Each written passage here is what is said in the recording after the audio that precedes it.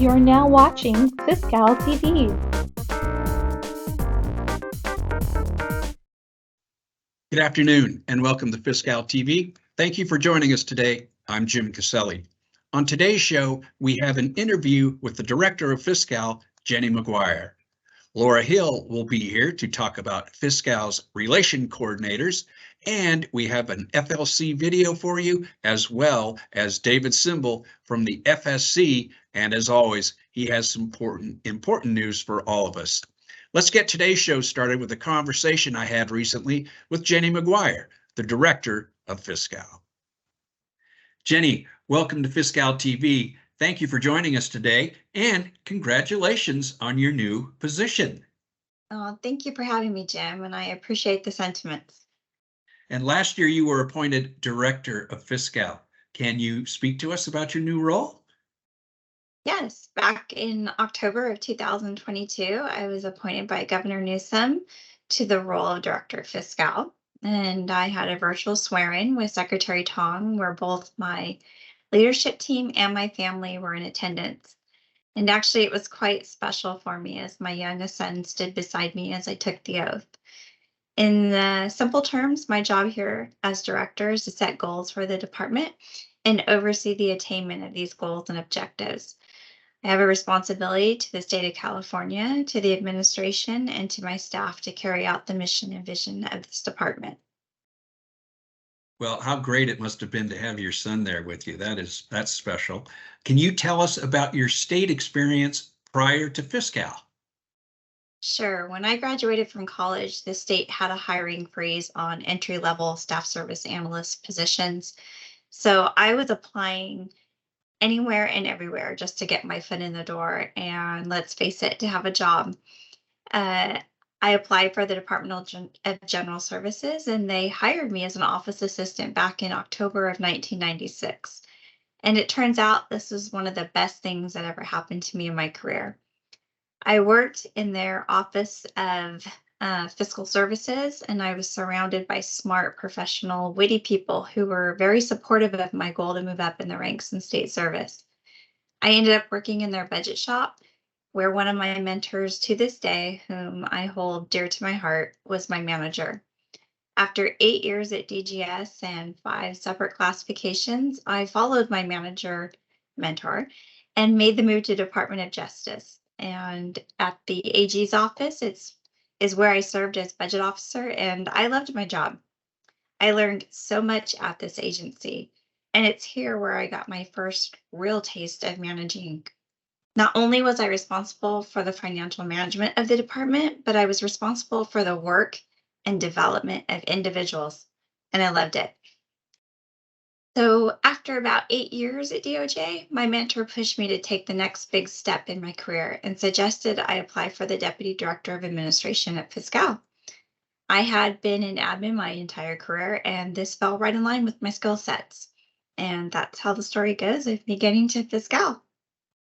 That's a great story, and having mentors and people that mean so much to you along your path, that's obviously pretty special too. And I know you've been with Fiscal for quite some time. Can you share your Fiscal history with us as well?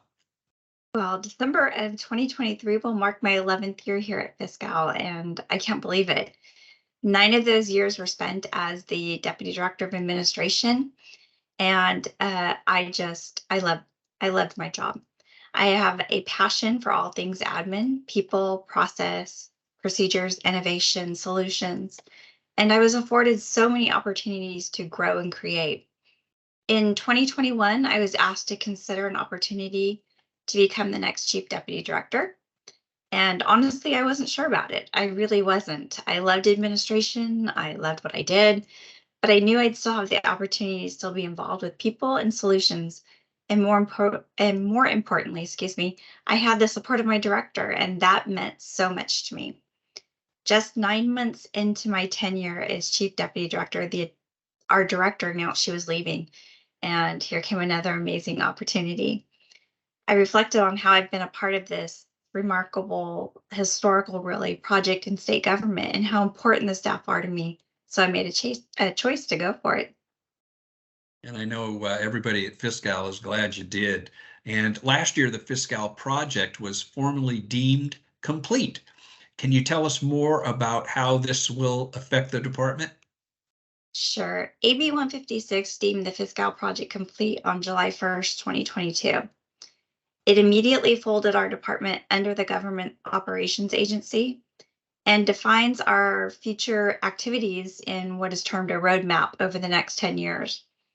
The legislation also redefines the focus of oversight entities from Department of Technology, the state auditor, and the state legislature, and requires our department to provide a status update of those roadmap activities in the fall of 2023. So it sounds like the department is poised for a lot of exciting new work. Can you tell us what's in store for 2023? 2023 is going to be a great year for Fiscal. In fact, we are getting ready to release our 2023 portfolio outlining the top priorities for the department this year. This includes beginning the efforts to onboard 3 of our deferred departments, Caltrans, California Department of Technology, and the Department of Rehab, as well as mapping out destinations with our Journey to the Cloud efforts. Now that our department is in full maintenance and operation of the Fiscal system, we will continue to focus on system enhancements and deploying a robust training curriculum for our end users. And we will also continue partnering with the State Controller's Office to bring the book of record to the Fiscal system. We have grand plans, high expectations, but they're all met with high-performing, dynamic, dedicated employees. Jenny, thanks again for being with us today. And once again, congratulations. We certainly appreciate you being here with us today. Thanks again. Thank you. My pleasure. And once again, thanks to Jenny Maguire. We have another interview for you this afternoon. It's my pleasure to welcome Laura Hill to Fiscal TV. Good afternoon, Laura. Welcome to Fiscal TV. Thanks for joining us today. Thanks, Jim. Glad to be back. So, as we always do at Fiscal TV, let's start off with a little bit of your background and how that led you to Fiscal. Thank you. Well, prior to Fiscal, I was with the local bank for about 18 years. I was on the business team where I managed and trained the staff for the entire bank in small business lending. And I came over to Fiscal a little over 3 years ago. I was hired as a relations coordinator, and recently I was promoted to the manager for the RC team. And I think you have probably the best employees under you that you've ever had, and I'm one of them. That's why I'm saying that. So I know you're here today to talk to us about the relations coordinators. So why don't you take it away? Great. Well, I do want to talk about the relations coordinator and the best team ever. The relations coordinators really are your advocates for our departments. We currently support 152 departments, coordinate and participate in the CIC meetings, of course, Fiscal TV, and various other department supporting projects. In addition to all of these projects that we do, we have daily interactions with our live departments, assisting in ticket escalations, holding touch point meetings, and connecting our end users with our Fiscal SMEs. And of course, the relations coordinators started off as readiness coordinators. That's how I started, as a readiness coordinator, onboarding departments. And you're going to talk to us a little bit about onboarding as well, correct? I am. We are currently onboarding 4 departments. These onboarding efforts are in various stages and will be onboarding anywhere between the next 6 months and the next 3 years to their go live in Fiscal. As Fiscal continues to review deferred departments' needs, onboarding efforts for our team will continue to play a key role in supporting departments with their onboarding journey. You're going to be one of those onboarding relations coordinators, right, Jim?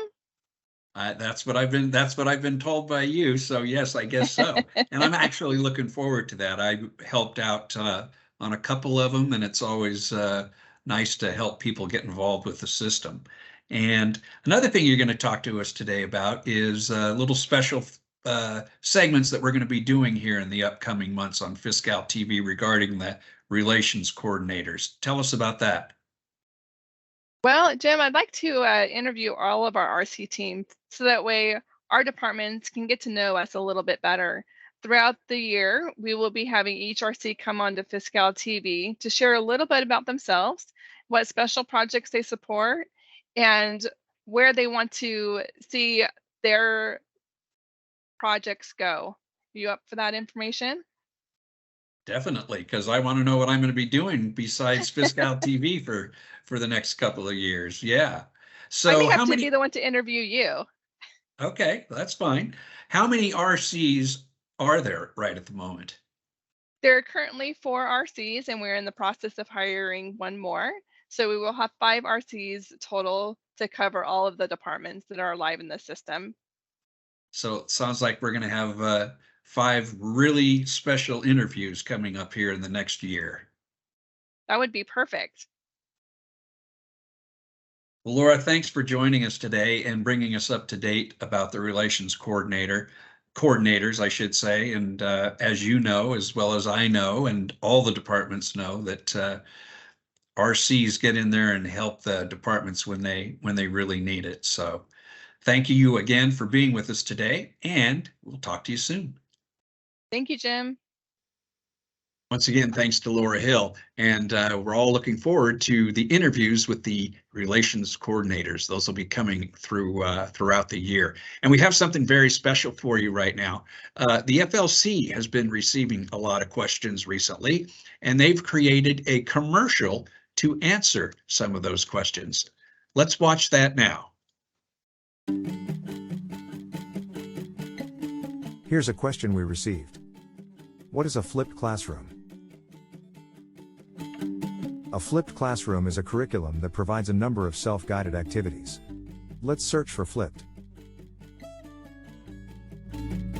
Here we see 2 of our current offerings. Let's have a look at creating and maintaining assets. There we go. But let's see more. Flipped classrooms offer lectures, demos, exercises, simulations, and quizzes.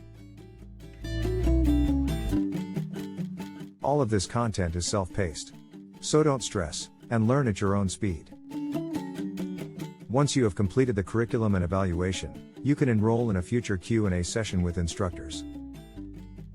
For more details on completing a flipped classroom, take a look at Job Aid Fiscal.512 in the FLC. AM and LD modules are available in the flipped classroom format, while VILT sessions are offered for all other modules on a rotational basis. This leads to another question. Where do I sign up for a virtual instructor-led training, VILT? To find an offered VILT, go to the calendar. VILT sessions are announced around the 3rd Thursday of every month. Make sure to register through the Fiscal Learning Center. VILT sessions offer users the opportunity to learn business processes and receive general assistance from subject matter experts. Make sure to register for your VILT today.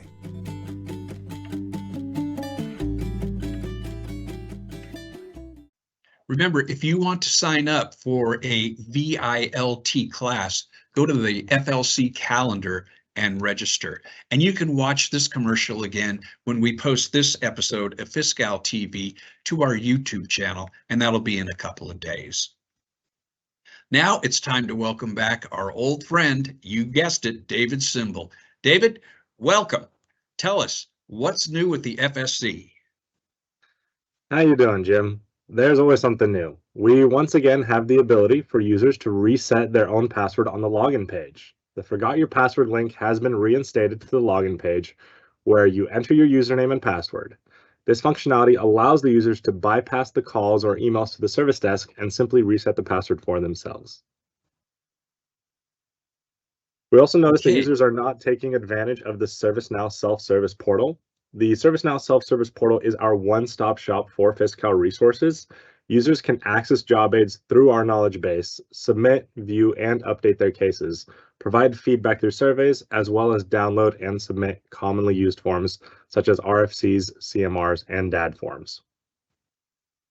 Okay, David, so why would users choose to create tickets through the portal versus emailing the FSC? It's a great question, Jim. Tickets created through the portal are auto-assigned to the appropriate module for prompt ticket analysis and resolution. This bypasses the first in, first out ticket creation process when emailing the Fiscal Service Center. And is ticket auto assignment the only benefit of submitting the ticket through the portal? There are actually numerous benefits of using the portal to submit tickets. For example, the ability to add users to the ticket's watch list. Users included in the watch list will receive email communications when the case is created, when there are updates to the case, and when the case has been resolved. Excuse me. Additionally, users are able to copy and paste screenshots into the description as well as attach files. Also, Jim, once a case has been submitted, users will still have the ability to add comments as well as attachments. Case will also display the estimated time of completion and status of your ticket. A user even has the ability to close their own case. That's pretty cool. That's great. So it's always, David, great information. Are there any other features that we should be aware of? Yes, absolutely. The ServiceNow self-service portal provides a departmental dashboard to authorities and designees with department-wide view and drill-down access to all tickets. Departmental authorities and designees may request access to this dashboard for additional staff by sending an email to the FSC. And that's everything that I brought for today. David, it's always great to have you with us. Thanks again. And hopefully users will take advantage of all the benefits of the self-service portal. Happy to be here. And if users want to know more, there is additional information in the knowledge base and our YouTube channel.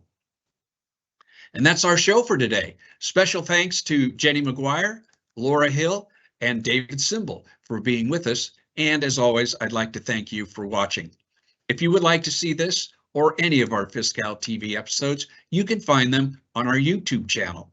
Don't forget to let your colleagues know about us. And from everyone here at Fiscal TV, thanks again for joining us, and we'll see you in March.